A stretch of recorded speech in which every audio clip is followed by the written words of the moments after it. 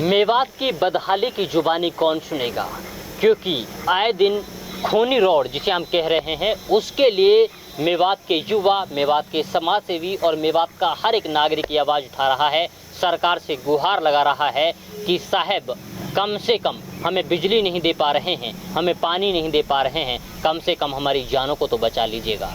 जो यूथ हमारा आए दिन इन सड़क दुर्घटनाओं में अपनी जान गंवा रहा है, कम से कम उनको तो बचा लीजिएगा। भारत टीवी की इस खास पेशकश और दरख्वास्त की घड़ी में मैं रिजवान खान आप सभी का इस्तकबाल करता हूं।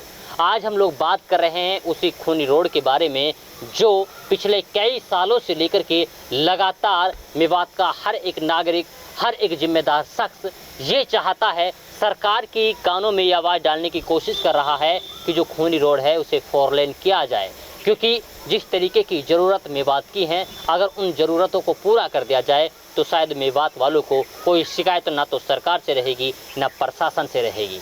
लेकिन दुर्भाग्य की बात यह है कि ना तो मेवात वालों की आवाज़ को सरकार सुन पाती है, ना ही प्रशासन का ध्यान इस ओर जाता है।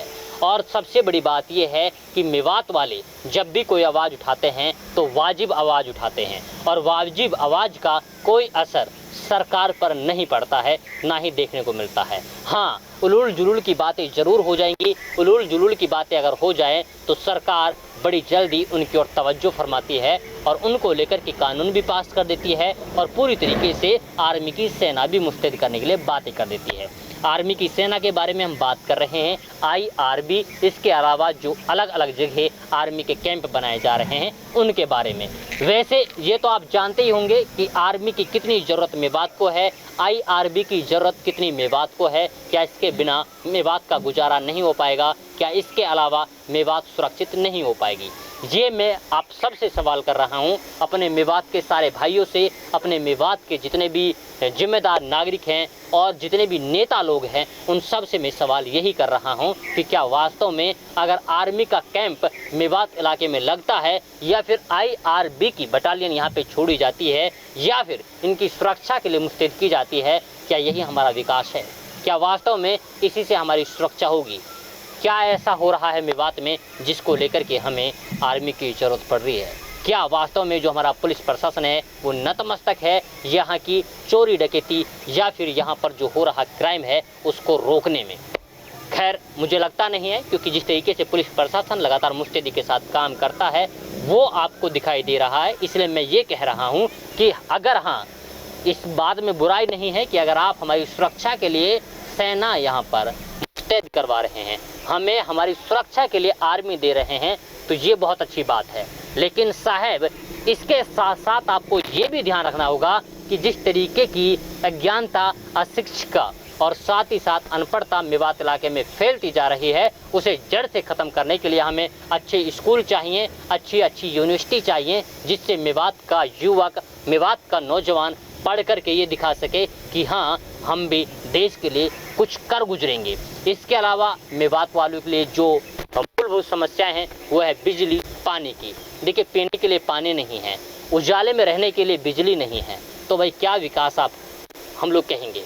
किस बात की हम लोग ये उम्मीद लगा सकते हैं कि मेवात इलाके में विकास हो रहा है? आप जो हमारी यहाँ की नहरें हैं वहाँ पर जाइए, वहाँ पे जाकर देखिए कि नहरें कब से सूखी हुई हैं और इस बात की गवाही देंगी कि उनके पास पानी सदियों से नहीं आ रहा है।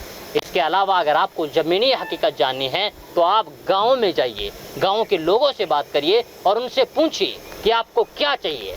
तो शायद मुझे लगेगा कि बुजुर्ग जो लोग होंगे वो आपसे सिर्फ और सिर्फ एक ही गुहार लगाएंगे कि साहब हमें पानी दे दीजिए, साहब हमें बिजली दे दीजिए और हमारे बच्चों को पढ़ने के लिए आप अच्छे स्कूल दे दीजिएगा। क्या सरकार इन चीज़ों पर तवज्जो फरमा रही है? क्या हमारे नेता इन सारी चीज़ों को लेकर के सरकार से लड़ रहे हैं? क्या वास्तव में हमें लग रहा है कि जो हमारे रहनुमा हैं, जो हमारे रहबर हैं, वो हमें इन सारी चीज़ों को दिलाने में पूरी तरीके से सक्षम है या नहीं? खैर, मेरी आप सबसे गुजारिश यही है कि आपको आगे आना पड़ेगा।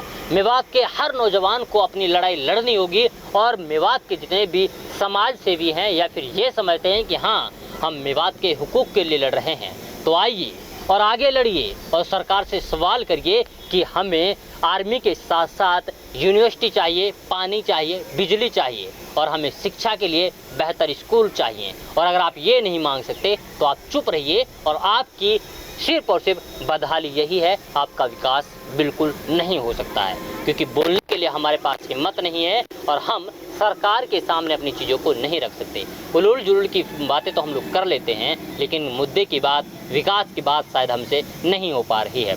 आप सबसे हाथ जोड़कर विनती यही है कि लड़िए अपने हक के लिए, जी आपका अधिकार है, इसे छोड़िए मत, छीन लीजिएगा, क्योंकि अगर आप छीनेंगे तो शायद सरकार भी आपकी बात सुनेगी और शायद आपको आपका हक मिल भी जाए। खैर, आपको अपने हक के लिए लड़ना है, आपको अपनी शिक्षा के लिए स्कूल चाहिए, मेवात में यूनिवर्सिटी चाहिए और साथ ही साथ बिजली पानी की समस्या को जोरों शोर से उठाए, क्योंकि सोशल मीडिया पे तो आप ट्रेंड करवा देते हैं, लेकिन कम से कम सरकार तक पहुंचाने के लिए अपनी बातों को आगे तो रखिए। मुझे लगता है कि ये सारी बातें आपके जहन में आ गई होंगी, आप समझ गए होंगे कि आपको क्या चाहिए। और मुझे लगता है कि जो लोग ऐसे हैं जिन्हें कुछ लेना देना नहीं है, जो अभी तक गुमराह हुए हैं, जिनकी आंखों पर पट्टी बंधी हुई है, उनकी आंखों से भी ये पट्टी खुल गई होगी, हट गई होगी। और नहीं हटी है तो फिर आपका जीना व्यर्थ है, आपका मेवात में रहना व्यर्थ है, और अगर आप रह रहे हैं तो इसका कोई फ़ायदा नहीं है। तो आज के लिए बस इतना ही। और हाँ, ऐसी हर अपडेट से रूबरू होने के लिए, हमारे चैनल की हर एक वीडियो पाने के लिए हमारे चैनल को सब्सक्राइब करना बिल्कुल ना भूलिएगा और हमारे साथ रहिएगा। और हाँ, आपके आसपास, आपके गांव में कोई भी समस्या है तो जो व्हाट्सअप नंबर स्क्रीन पर चल रहा है, आप या तो उस पर अपनी वीडियोज़ व्हाट्सअप कर दीजिएगा, छोटी छोटी क्लिप बना करके, जिससे हम आपकी आवाज़ को आगे पहुंचा सकें और आप अपने गांव की आवाज़ बन सकें। तो आज के लिए बस इतना ही। फिर होगी मुलाकात एक नए प्रोग्राम के साथ, नए मुद्दे के साथ। तब तक के लिए आप बने रहिए सिर्फ और सिर्फ भारत टीवी के साथ। धन्यवाद।